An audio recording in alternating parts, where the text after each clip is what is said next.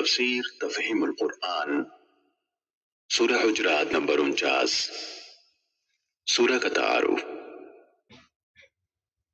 سورہ مبارکہ کا نام آیت نمبر 4 کے فقرے ان الذین ینادونک من وراء الحجرات سے ماخوذ ہے۔ مراد یہ ہے کہ وہ سورت جس میں لفظ الحجرات آیا ہے۔ یہ بات روایات سے بھی معلوم ہوتی ہے اور سورت کے مضامین بھی اس کی تائید کرتے ہیں کہ یہ سورت مختلف مواقع پر نازل شدہ احکام و ہدایات کا مجموعہ ہے جنہیں مضمون کی مناسبت سے یکجا کر دیا گیا ہے۔ علاوہ بری روایات سے یہ بھی معلوم ہوتا ہے کہ ان میں سے اکثر احکام مدینہ طیبہ کے آخری دور میں نازل ہوئے ہیں۔ مثلا آیت نمبر 4 کے متعلق مفسرین کا بیان ہے کہ یہ بنی تمیم کے بارے میں نازل ہوئی تھی جن کے وفد نے آ کر ازواج مطہرات کے حجروں کے باہر سے نبی صلی اللہ علیہ وسلم کو پکارنا شروع کر دیا تھا، اور تمام کتب سیرت میں اس وفد کی آمد کا زمانہ 9 ہجری بیان کیا گیا ہے۔ اسی طرح آیت نمبر 6 کے متعلق حدیث کی بکثرت روایات سے معلوم ہوتا ہے کہ ولید بن عقبہ کے بارے میں نازل ہوئی تھی جنہیں رسول اللہ صلی اللہ علیہ وسلم نے بنی المسترق سے زکوٰۃ وصول کر کے لانے کے لیے بھیجا تھا، اور یہ بات معلوم ہے کہ ولید بن عقبہ فتح مکہ کے موقع پر مسلمان ہوئے ہیں۔ اس سورہ کا موضوع مسلمانوں کو ان آداب کی تعلیم دینا ہے جو اہل ایمان کے شایان شان ہے۔ ابتدائی 5 آیاتوں میں ان کو وہ ادب سکھایا گیا ہے جو انہیں اللہ اور اس کے رسول کے معاملے میں ملحوظ رکھنا چاہیے۔ پھر یہ ہدایت دی گئی ہے کہ ہر خبر پر یقین کر لینا اور اس پر کوئی کارروائی کر گزرنا مناسب نہیں ہے۔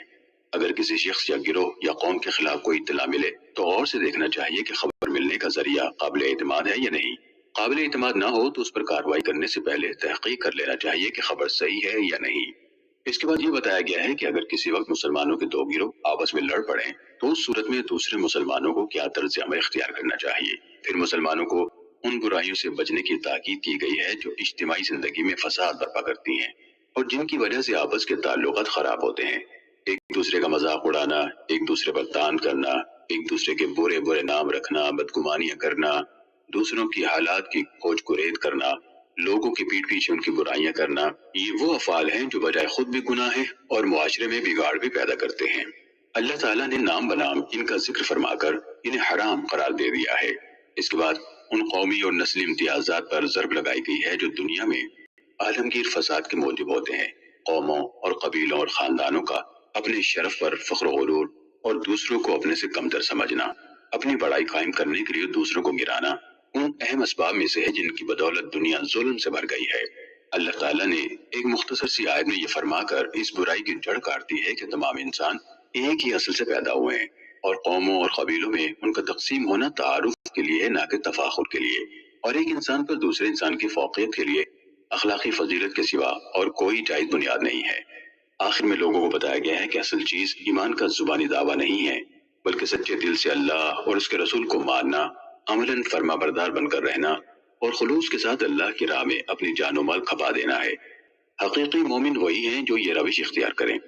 رہے وہ لوگ جو دل کی تصدیق کے بغیر زبان سے اسلام کا اقرار کرتے ہیں اور پھر ایسا رویہ اختیار کرتے ہیں کہ گویا اسلام قبول کر کے انہوں نے کوئی احسان کیا ہے، تو دنیا میں ان کا شمار مسلمانوں میں ہو سکتا ہے، معاشرے میں ان کے ساتھ مسلمانوں کا سلوک بھی کیا جا سکتا ہے، مگر اللہ کے ہاں وہ مومن قرار نہیں پا سکتے۔